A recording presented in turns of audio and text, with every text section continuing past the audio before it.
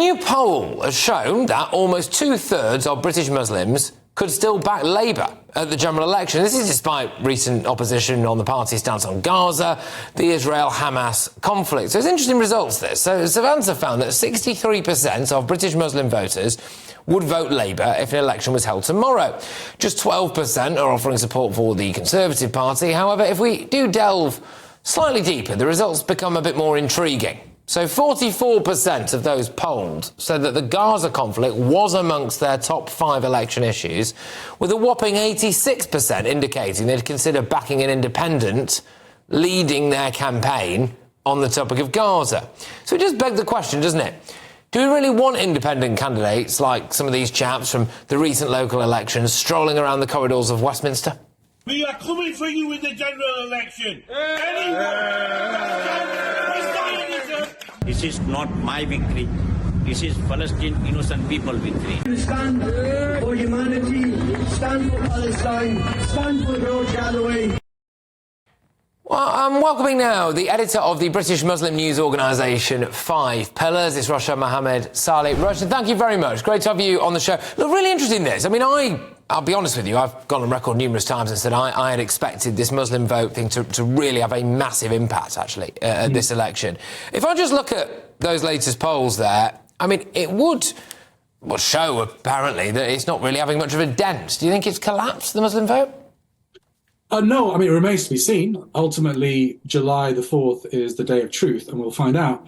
I'm not totally convinced by this poll.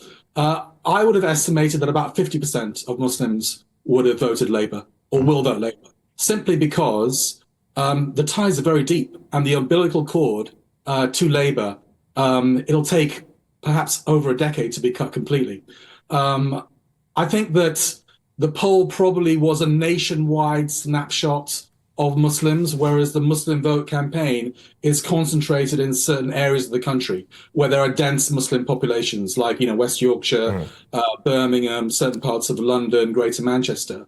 And that's where the campaign to punish the Tories and especially Labour is focused. Whereas this poll, I think, was a nationwide. I think we shouldn't get carried away about the Muslim vote. I've been covering the Muslim vote for 20 years. And I personally think it's been over-egged, apart from a few victories for George Galloway here and there. But I've seen a level of organisation that I haven't seen before in my 25 years of covering Muslim affairs. A level of, even money and organisation, self-organisation on the ground. We have the Galloway factor. We have the Muslim vote organisation. So I do think that we are going to see perhaps a couple of MPs being returned to Parliament on the back of the Muslim vote. I think the Muslim vote will be talked about. It'll be noticed. They'll send a clear message to the Tories and to Labour especially that any pro-Israel candidates will be targeted at the ballot box. But I think that's it. But in terms of, stopping Keir Starmer from becoming Prime Minister or all those grandiose talking points, no, that's not going to happen. I did wonder when I saw that poll there, the Labour Party, one thing it's been accused of is taking the Muslim vote for granted over the years, and that now potentially backfiring, right? And then I actually thought, well, I saw that poll, and I wondered if, ironically, the muslimvote.co.uk might have been taking the Muslim vote for granted a bit. What do you think about that? I'm not sure how serious the poll is. It's about 1,000 people. It's not a massive snapshot, is it, Patrick? So I personally am a bit surprised by the results, but not overly surprised because especially older generations of Muslims, old habits die hard.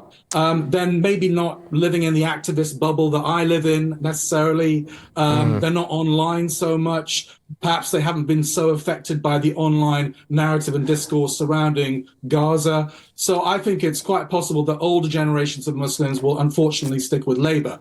But the trajectory is clear. Younger Muslims, and when I say younger, I mean people probably under 50, under 45, 50. They are leaving Labour, they're deserting Labour, they feel they've been taken for granted, their votes have been taken for granted, they've not been listened to, especially on foreign policy issues. Can I ask you about that? Sorry, the future looks very bleak for Labour. I think that's a really important point. The generational aspect of this, actually. Some people might view that as a bit of a concern. The idea that maybe the younger generation of the British Muslim community could be perceived, I suppose, by maybe the lay observer as possibly being a bit more radical in some of their views than the older generation. Perhaps a sign there that maybe integration hasn't necessarily worked. Would that be fair or not? I think it's fair to say that the younger generation of Muslims are perhaps more religious in many ways, or more tuned with the religious values. It's quite strange because usually the trajectory is the opposite. When immigrant communities come into any society, usually they assimilate. Muslims haven't assimilated like other communities because they believe very strongly in their religion. They hold tight to their religion. And I think the older community was an immigrant community. They felt like they were guests in this country. They experienced a lot of racism, but they just took it on the chin. And their main objective was to kind of fit in. Whereas my generation and generation of my children, we're British citizens. Most of us are born and bred here. We don't consider ourselves guests. And, we're not a guest community. We are citizens of this country with equal rights to any other citizen. And therefore, we are more confident in expressing ourselves. We speak English like the English people speak English, et cetera, et cetera. But we're also very in tune with our religious values, even perhaps to a greater extent than our parents.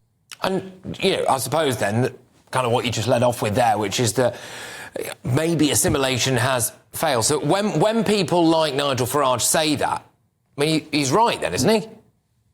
Well, I don't really believe in assimilation. I think, Britain is allegedly a multicultural society where everyone can rub along together. I like the fact that it's a multicultural society. Some people might not, but I like the fact that we can, go down a high street in London and everyone's wearing different clothes, speaking different languages, different food. I think that enriches the country. They're not all forming political movements, though, are they? Well, we're ultimately, we've been taken for granted as a community, Patrick. And therefore, we feel the need to be organised, just like the LGBT community is organised and have formed a lobby group, serve the Jewish community, serve the Hindus. But unfortunately, when the Muslims do it, everyone thinks it takes on sinister undertones, which I think reveals racism and Islamophobia.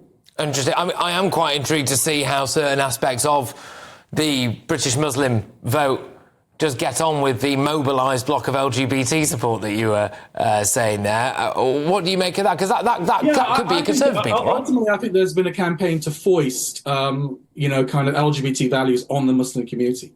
And this is what we reject because we have our own values. And in our religion, homosexuality is considered a sin. Obviously, we live in Britain, we obey British law, and, we should not target members of the LGBT community or anybody else.